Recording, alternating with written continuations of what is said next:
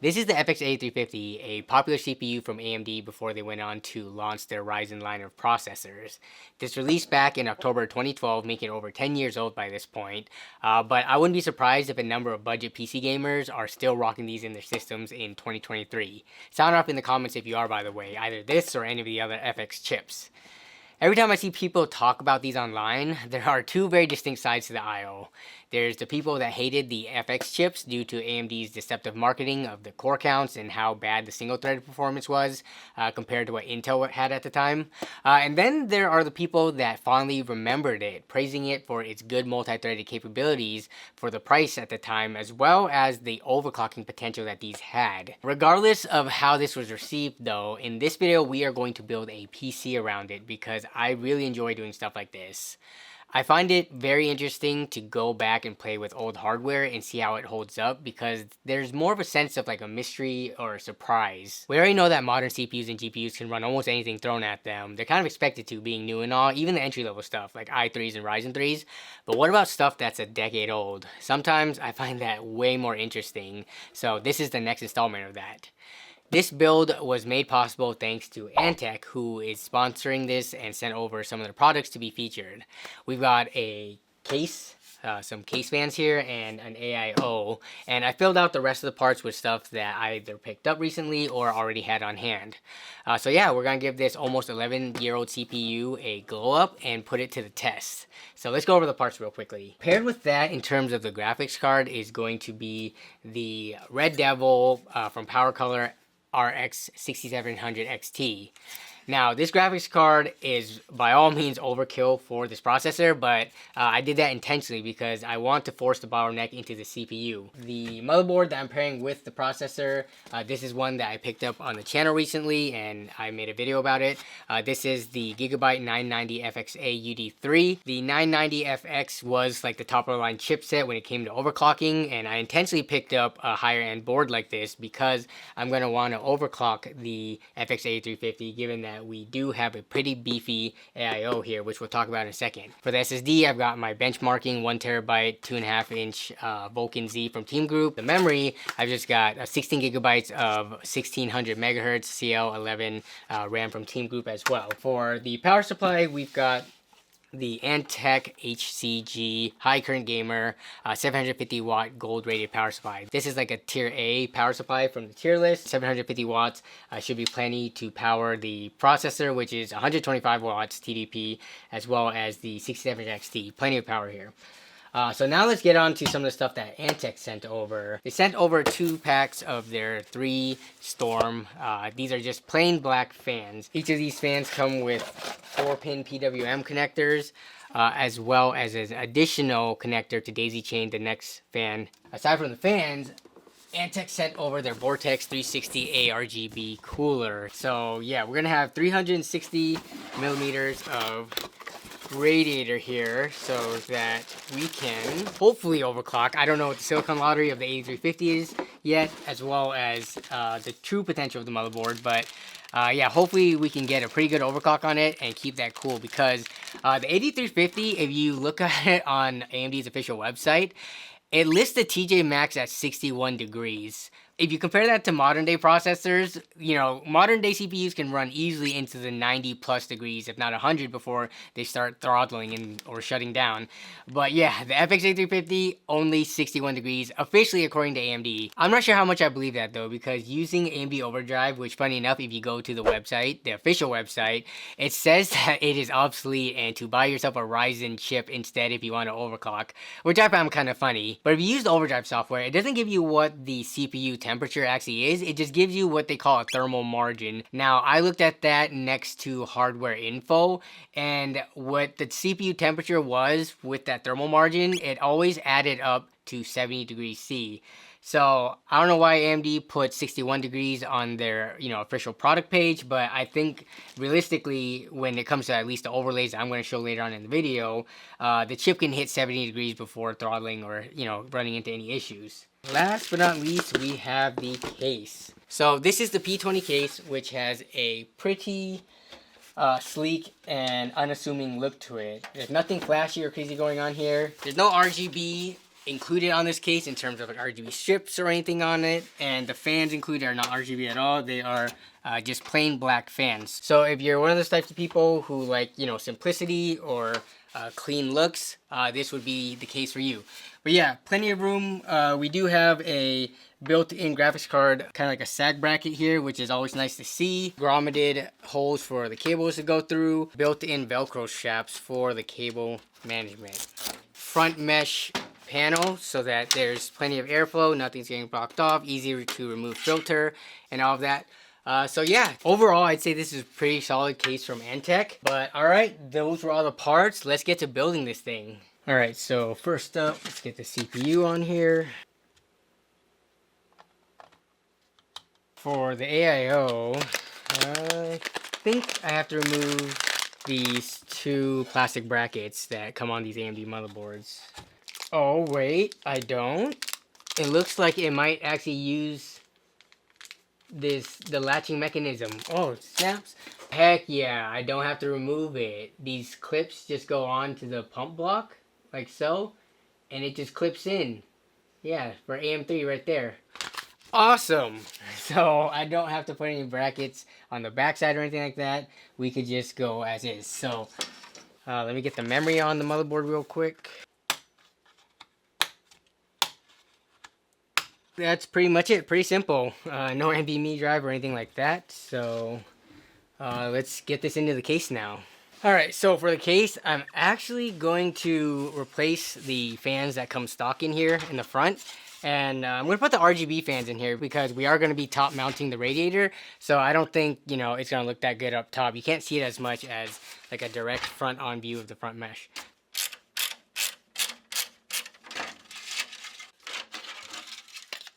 Alright, time to put the RGB fans in the front now.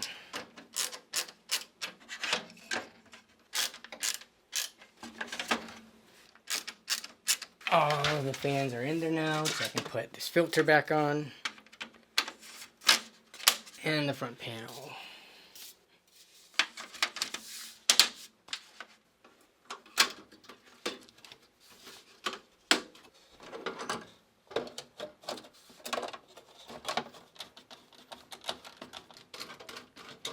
Alright, now for the AIO. So I think just based on the way the tubes are naturally bending, we're gonna go with the barbs at the rear of the PC. It's just a much more natural bend. Alright, so I got my AIO orientation, but I just realized while I was trying to fit that in there that I need to get the power supply in so that I can get my top cables routed and done before the AIO gets in there and gets all in the way.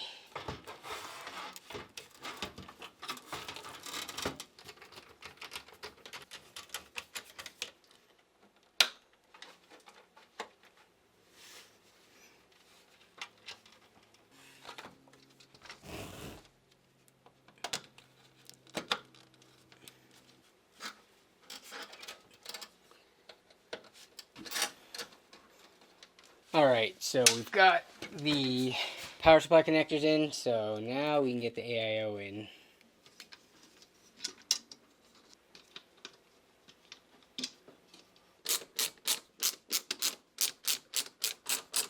Now to daisy chain these three together so that I only need one connector for all three of them. And we are pretty much good to go.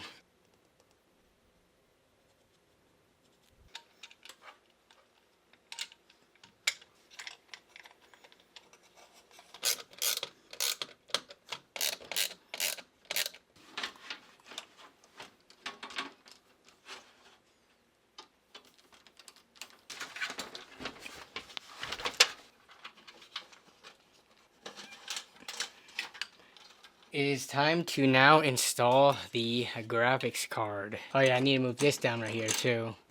The sag bracket that's built in. Alright, so yeah, this slides up and down.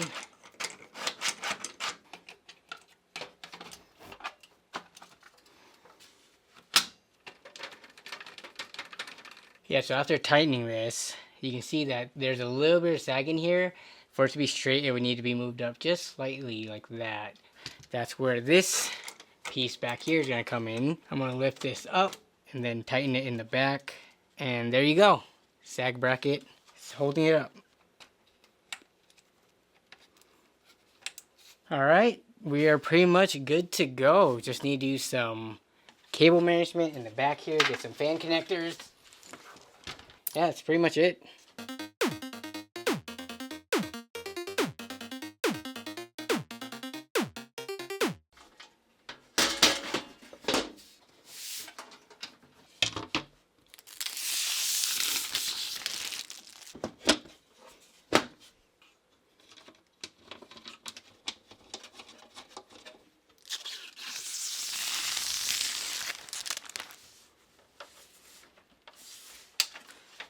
Alright, let's power this on.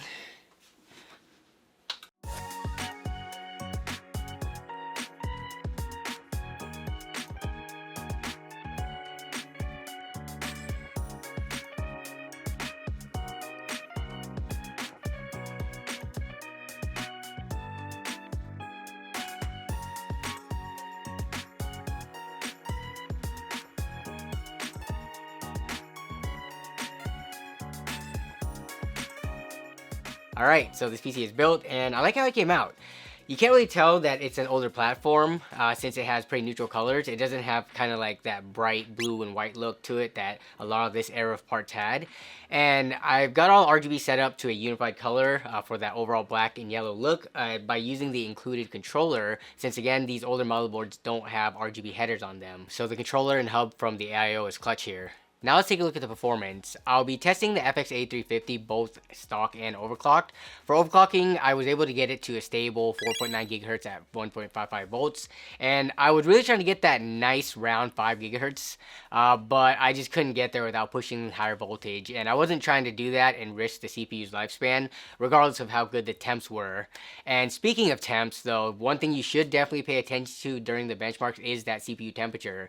This 360 AIO keeps it really cool, even at that high of a voltage, so keep an eye out for that. I won't bother with any lightweight esports games because it's not a surprise to anyone that stuff like League of Legends, CSGO, Valorant, stuff like that will all run fine on older hardware. All the games that I'm going to test will be more modern at 1080p, which the RX 6700 XT in here will be able to handle with no issues. And for the graphics settings, I'm just going to choose whatever is appropriate to make sure that the 8350 is being bottlenecked. So yeah, I'm going to get to benchmarking now, but you all get to fast forward straight to the results.